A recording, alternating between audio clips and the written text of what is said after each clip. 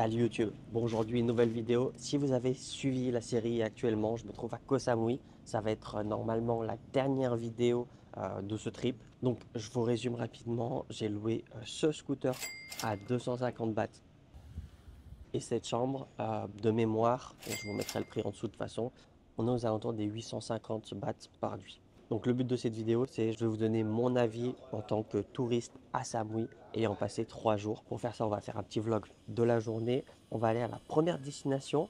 Je vous le dis pas parce que même là actuellement, je suis pas sûr de là où je vais aller. Et puis après, on verra comment la journée se dessine. Avant de continuer, je voulais remercier encore une fois Ubigi, le partenaire de cette vidéo. Ubigi, c'est une eSIM qui vous permet d'avoir Internet un peu partout dans le monde. C'est ultra simple d'utilisation. Sans même avoir Internet, vous pouvez acheter de la data dans le pays que vous souhaitez. Et avoir Internet à l'étranger, c'est indispensable. Que ce soit pour commander un taxi via Grab par exemple, ou alors rester en contact avec vos proches via WhatsApp, Messenger, Instagram, ou alors pour vérifier les avis d'un restaurant avant de s'y rendre. J'ai personnellement testé Ubigi ici en Thaïlande durant l'un de mes lives et on n'a rencontré aucun problème. Donc si vous avez un voyage de prévu, vraiment n'hésitez plus. Avec le code Phalang, vous disposez de 10% de réduction. Et je voulais faire encore une fois un grand merci à Ubigi de soutenir la chaîne.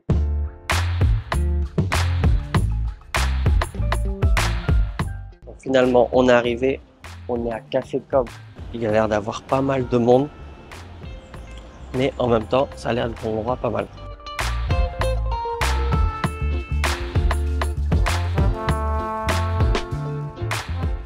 Je viens d'arriver, franchement c'est extrêmement fréquenté, mais j'ai de la chance, j'ai une table juste devant. Bon, je suis pas sur le canapé transat, mais j'ai une table juste devant. Bon, je sais pas ce que je vais manger, est-ce que je mange directement un plat ou je prends un breakfast? Le pancake a l'air pas mal. Franchement les prix sont pas extraordinairement chers. Genre je suis pas trop étonné, je m'attendais à pire. สวัสดีค่ะ สวัสดีครับขอปันเค้กอะครับท็อปปิ้งจะเป็นนูเทลล่าละกันครับ แบบแล้วก็กล้วยปั่นไม่หวานเลยครับได้ค่ะแค่นั้น เด็ก ครับ ฟิวขอบคุณค่ะ comme ça. Donc le temps que mon plat arrive, je vais vous faire un petit briefing de mon séjour à Samui. Alors la première chose auquel je voulais parler, donc du coup, pour ceux qui n'ont pas encore vu, je vous invite à regarder mes 2 dernières vidéos. Je vous mets ici et ici, les liens sont en description, comme ça vous avez un petit topo. Donc déjà la première chose que je voulais vous partager, c'est au niveau de la chambre. C'est pas moi qui choisis personnellement là où on voulait loger. Je vous explique rapidement parce que je ne sais pas si j'en ai parlé dans les vidéos précédentes. Mais voilà, j'ai des amis de France qui sont venus en Thaïlande et ils voulaient aller à Koh Samui. Donc moi je me suis dit, je suis jamais allé à Koh Samui, pourquoi pas les rejoindre. Voilà, ils passent une semaine complète à Koh Samui. Donc je suis arrivé mercredi et je pars samedi en même temps qu'on a pris le même vol pour le retour. Et du coup ils ont pris un hôtel à Chaweng parce que eux ce qu'ils aiment un petit peu c'est la nightlife et Chaweng c'est l'endroit pour la nightlife justement. J'ai pris un hôtel juste à côté donc c'est vraiment au centre de la nightlife. C'est-à-dire, pour situer à ceux qui connaissent pas forcément Samui, c'est un peu comme si mon hôtel, il se trouvait soit sur Soi Nana, soit sur Sukhumvit 11, ou alors si vous êtes plus quelqu'un de Pattaya, c'est comme si l'hôtel, il se trouvait à côté de la Walking Street. C'est-à-dire, bah, ça va être des hôtels plutôt vieux, pas top, mais également c'est bruyant. Alors moi personnellement ça me gêne pas parce que c'est pas si bruyant que ça. En fait c'est juste on entend les basses, mais par contre pas extrêmement cher. Pour ceux qui veulent des vacances soirées c'est bien parce que bah vous pouvez tout faire à pied d'une boîte à l'autre etc. Vraiment c'est minuscule en fait Saint-Louis, on me l'avait déjà dit, mais là je me rends compte vraiment. Autre point ça va être le niveau temps. Alors normalement je crois qu'on est dans la haute saison, hein. Malheureusement comme vous allez voir, comme vous pouvez voir là, le temps il est vraiment pas ouf, c'est super gris. Tous les jours, on a une petite averse, mais elle n'est pas longue. L'averse, elle dure de une demi-heure à les 2 heures max à tout casser. On n'en a qu'une seule. Et par contre, voilà, vous avez un ciel couvert. Et comme vous pouvez voir, l'eau est super belle. On va s'arrêter pour cette première partie-là. Et puis, je continuerai de débriefer au fur et à mesure cette vidéo de Samui. En attendant, j'ai reçu ma commande. Donc, je vais le goûter. Alors, je l'ai pris sans sucre. Donc, du coup, le goût, il n'est pas ouf parce que les bananes, elles sont pas extrêmement mûres. Mais franchement, ça va. Je me rappelle plus du prix. Comme ça, j'aurais pu le dire si pour moi ça vaut le coup. Mais pour moi, ça, un endroit comme ça devrait être entre 60 et 80 bahts maximum. Donc si on est au-dessus de ces prix-là, c'est trop cher. Alors de mémoire, il me semble que c'est 160 bahts. Et ça, franchement, ça va. J'allais dire c'est pas cher, mais en fait les pancakes ils sont tout petits. Donc je vais dire ça va. Faut pas oublier qu'on a le cadre. J'avais oublié que le pancake c'était servi avec du sirop d'érable. Du coup, j'ai pris un supplément Nutella. C'était peut-être pas utile. Mais bon, pancake Nutella, c'est la base, sachant que c'est mon petit-déj. Même s'il est 1 h de l'après-midi, c'est le premier repas de la journée. Pas une dinguerie, mais c'est pas mal. Bon, je finis de manger ça tranquillement. Puis nous, on se donne rendez-vous dans une autre destination. J'espère qu'il y aura moins de monde. Et on va changer de lieu sur ces images-là.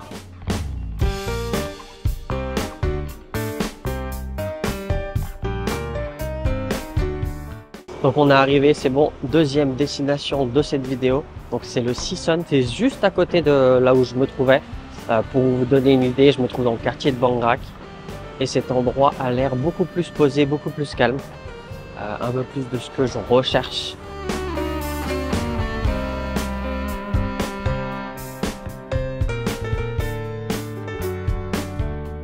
Song café ได้ไหมครับสั่งกาแฟครับสั่งได้ครับสั่งได้ขออเมริกาโน่เย็นไม่หวานเลยมันน้อยไม่หวานไม่หวานครับเองก็ได้อยู่ตรงนู้นนะครับครับครับ ใช้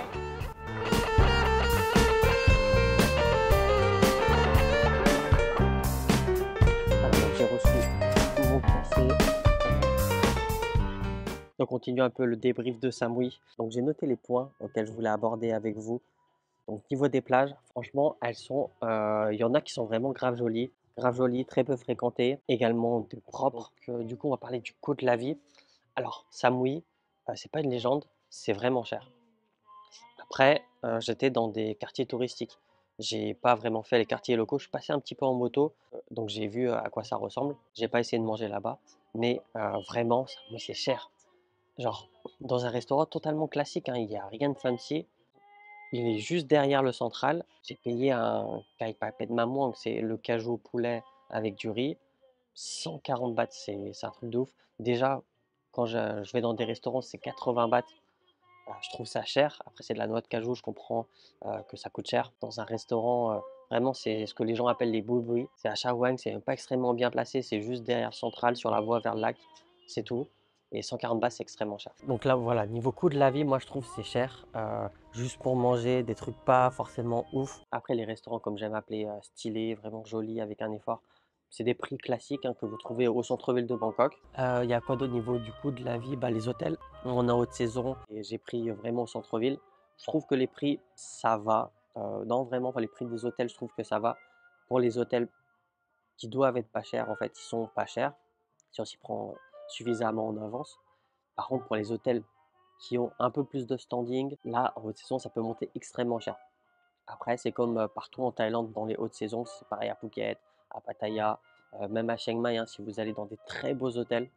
Là, c'est pas forcément des très beaux hôtels, 4, 5 étoiles, où le lieu est travaillé, mais voilà, c'est pas des hôtels genre le Ritz-Carlton, etc. Au niveau des hôtels, je vais quand même dire que c'est un prix classique. Pour louer une moto, pareil, classique, hein, 250 bahts la journée, je paye exactement la même chose à Chiang Mai.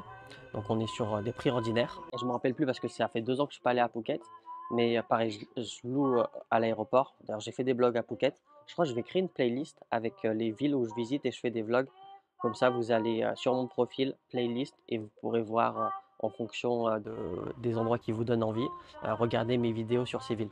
Après, niveau location, ça, j'ai vraiment pas regardé. Par contre, j'ai un ami qui souhaite aménager à Samui et il avait commencé à regarder sur Internet des maisons. Lui, par contre, il m'a dit que c'était extrêmement cher. Et en ce moment, il habite dans une maison à Hawaï. Comparé à Hawaï, je pense que c'est très cher. Ensuite, un autre point que je voulais aborder, c'est les gens qu'on croise ici à Samui. Moi, j'avais entendu parler de Samui, c'est l'île des Français, il n'y a que des Français. Alors, c'est vrai, il y a beaucoup de Français, mais en vrai de vrai, je trouve qu'il n'y en a pas tant que ça. Ou en tout cas, je ne fais pas tellement attention. En fait, on a beaucoup d'Israéliens. J'étais choqué d'ailleurs qu'il y ait autant d'Israéliens en Thaïlande et spécialement à Samui. En fait, ils sont tous ici. Et du coup, comme ils ont vraiment un look caucasien, ils ressemblent énormément à un Français lambda, je trouve. Et j'arrive pas à les reconnaître du premier coup d'œil. Il y a énormément de Français aussi, mais c'est pas des Français un peu comme vous pouvez trouver à Phuket par exemple. Vraiment un autre type de clientèle. C'est souvent des familles, femme, mari, enfant, en général c'est ça. Parfois des groupes d'amis aussi. Donc ouais, plutôt étonné, je pensais voir plus de Français. En tout cas, personne ne m'a reconnu jusqu'à présent, ou alors personne n'a osé venir me voir. Encore une fois, je suis dans des endroits touristiques, même si j'ai fait le tour de l'île un petit peu. Là où je suis pas mal resté, c'était du côté de Chaweng et de Lamai. Là par contre, on a l'impression on n'est pas en Thaïlande, on voit que des étrangers. Si vraiment vous voulez voir des locaux, j'ai vu un peu, comme je vous disais, des quartiers locaux. Et là, par contre, voilà, là, tu es vraiment à Thaïlande. Tu vois que des Thaïs, des maisons à la Thaï. Mais voilà, c'est un autre point que je voulais aborder justement, c'est les locaux. En fait, ils sont vraiment à l'écart. Par exemple, là, je suis du côté de Bangkok. Vous avez vu dans le café, il n'y a que des étrangers. Dans l'autre, il y avait énormément. Là, il y a moins de monde, mais pareil, que des étrangers. Et pourtant, c'est le genre de café que les Thaïs aiment bien, hein. Mais voilà, apparemment, c'est pas ce qu'ils font. Donc, je vais finir mon café. Je pense qu'on va continuer cette vidéo un peu débrief et en même temps vlog parce que je vous amène à droite, à gauche. Là, je pense que la prochaine destination, ça va être une sorte de café sur la montagne avec vue sur les côtes et la mer. Je pense que ça va être pas mal. Je vais vous laisser pareil, une petite transition sur cette vue-là pour la prochaine destination.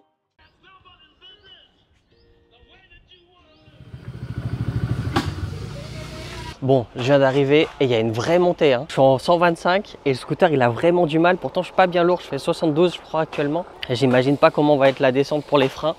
Ça va être une bonne surprise. Donc je vais vous montrer où je suis. Je suis à Jungle Club. C'est tout en haut, pas loin de Chaweng.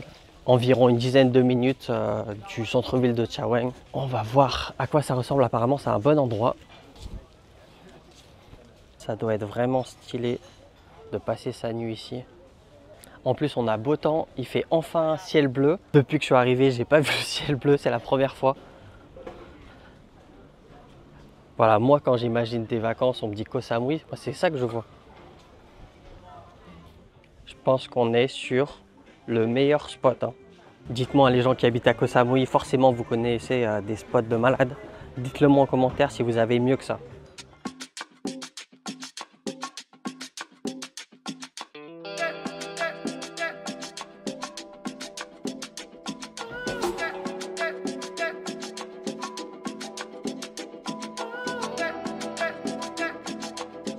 Pour moi, on est de loin sur l'endroit le plus joli de ce que j'ai vu jusqu'à présent. Bien au-dessus des plages. J'ai pas fait le viewpoint avec le gros rocher. Des photos que je vois, je pense pas que ça vaut ça. En plus là, on est vraiment posé. Vraiment, je vous le conseille, ça vaut le coup. Je vais me poser et on va finir le débrief de ce que je pense de Koh Samui. Est-ce que c'est surcoté ou non? On va voir ça tout de suite. Alors, de ce que j'ai compris, parce que là, je suis pas tout seul, donc j'ai pas suivi toute la conversation. Mais de ce que j'ai compris, en général, c'est sur réservation pour avoir le dîner au bord, là où je vous ai montré l'étape tout à l'heure. Et sinon, si vous voulez être pareil au bord au niveau de là, il faut être au minimum 3 personnes et 500 bahts par personne. Qui est normal parce que imaginez quelqu'un, il vient un peu comme moi, il vient tout seul, et je prends un café à 100 bahts, je squatte ici, enfin je suis pas un squatteur, mais t'en as, ils squattent vraiment toute la journée. Ils squattent ici de l'ouverture jusqu'à le coucher de soleil. Forcément, c'est pas rentable. Les gens, ils vont plus vouloir venir parce qu'ils pourront pas profiter à fond de cette expérience. Bon, je vais vous montrer un petit peu les prix. Franchement, c'est pas extrêmement cher. Mais voilà, faut être au minimum 3 personnes, 500 bahts par personne. En fait, pour avoir une table à ce niveau-là, c'est 1500 bahts. Vous commandez ce que vous voulez. Si vous avez plus que votre crédit, vous rajoutez la différence. Donc, on continue le débrief de Samui. Est-ce que j'y retournerai? En vrai, je trouve que c'est trop cher pour ce que c'est. Dans le sens où, si vous voulez venir à Samui, si vous voulez venir rapidement, il faut payer un avion. Moi, l'avion, je l'ai payé 10 000 bahts l'aller-retour. Je trouve ça extrêmement cher. Genre, à ce prix-là, je peux aller au Vietnam, au Laos, et faire plusieurs villes au Laos. Enfin, je peux faire plein de choses. Pour moi, c'est beaucoup trop cher pour aller à Samui. Après, voilà, c'est le désavantage d'ici, c'est que c'est un aéroport privé. Il n'y a qu'une compagnie, c'est Bangkok Airways, si je me souviens bien. Et ils ont le monopole. Et ça, c'est dommage. Parce que si ça aurait été des prix normaux, genre Phuket, etc., tu peux avoir un aller-retour à 2000, 2500 bahts. Ouais, ça va tranquille. Mais là, 10 000 bahts, c'est beaucoup trop cher pour ce que c'est. Je préfère encore aller à Phuket, prendre des beds d'hôtel et tu as des plages tout aussi bien, voire même mieux encore. Donc, je ne pense pas retourner à Samui. Après, oui, il y a une autre solution, c'est de passer à Surat, prendre le van, puis prendre le ferry. Mais voilà, tu perds une demi-journée. Pour moi, c'est pas rentable. En fait, si tu travailles, c'est pas rentable. Si tu as peu de vacances, c'est pas rentable. c'est rentable que si tu es en dépression. Le mango smoothie. Toi, t'as pris quoi, Sofiane? Raspberry, je sais plus. Vous avez pris la même chose? Fruit du dragon, ouais, ça. Je vais goûter. Franchement, je le note 7 sur 10. 7 sur 10. Combien de temps? 8. Ok. Et moi, je vais goûter le mango. Non, franchement, il est bon. Moi, je mets, si je rajoute le décor, je mets un 9. Si je mets juste, le décor. si je mets juste ça, je mets un 7,5, 8. Pardon, il est bon. Après, est-ce que je pourrais vivre ici? Personnellement, je pense pas pouvoir vivre à Samui. C'est beaucoup trop petit.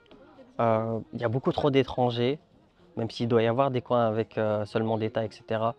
Mais c'est beaucoup trop cher aussi. En fait, peut-être tu habites dans une maison là où il y a les Thaïs, mais après tu vas devoir prendre ta moto pour aller à la plage, payer des restos dans ces prix-là pour profiter, etc. Donc pour moi, je pense que c'est, enfin personnellement, c'est mon avis, pour moi je pense que c'est pas rentable. En plus, si tu dois aller à Bangkok, tu as des impératifs ou alors tu veux voyager ailleurs, tu seras toujours bloqué entre te taper beaucoup de voyages avec le ferry, le bus, l'avion, ou alors un billet cher pour aller à Bangkok. Et comme il n'y a qu'une compagnie, c'est Bangkok Airways, vous ne pouvez même pas profiter des promotions du côté de AirAsia. J'avais déjà parlé dans une vidéo, en fait, vous payez, alors je ne me rappelle plus du prix, ça va être quelque chose genre 5000 bahts, mais ça vous permet d'avoir des vols illimités pendant une année complète. Donc c'est ultra rentable si vous êtes un voyageur. Malheureusement, là, c'est pas possible. Et on va finir par, est-ce que Samui c'est surcoté? Franchement, pour moi, c'est surcoté. Hein. Parce que c'est vrai, c'est joli, mais franchement, c'est pas si joli que ça. En tout cas, de ce que j'ai vu durant mes dates. Aujourd'hui, on a la plus belle journée, mais pour moi, ce genre de choses, vous le trouvez à Phuket. Hein. Peut-être pas à Krabi. La mer, à chaque fois j'y étais, elle n'était pas aussi transparente que ça. Mais tout ce que j'ai fait ou vu, pour moi, vous trouvez ça à Phuket. C'est au prix de Phuket, donc ça reste cher. Et il y a beaucoup trop d'étrangers. En fait, on a l'impression d'être tout le temps... en même temps, c'est là où je suis, donc c'est logique. Mais voilà, on a l'impression de plus vraiment être en Thaïlande. Donc je comprends les gens qui disent vous venez en Thaïlande, mais vous restez qu'entre Français. Et bien là, si vous êtes à Samui, en tout cas si vous êtes dans ce côté-là, genre Chaweng, etc., forcément, vous allez voir que des Français. Si on mélange un peu tout, le prix pour venir ici, le fait de rencontrer énormément d'étrangers, le fait que tout soit un peu cher, pour moi c'est surcoté. C'est beaucoup plus rentable d'aller dans des endroits comme Phuket ou d'autres villes dans le sud de la Thaïlande. Hein. Vous avez d'autres choses, il n'y a pas que Phuket et Krabi, mais c'est les plus connus, les plus faciles d'accès parce que vous avez un aéroport avec des avions qui ne sont pas extrêmement chers, même en haute saison et même si vous prenez pas trop en avance.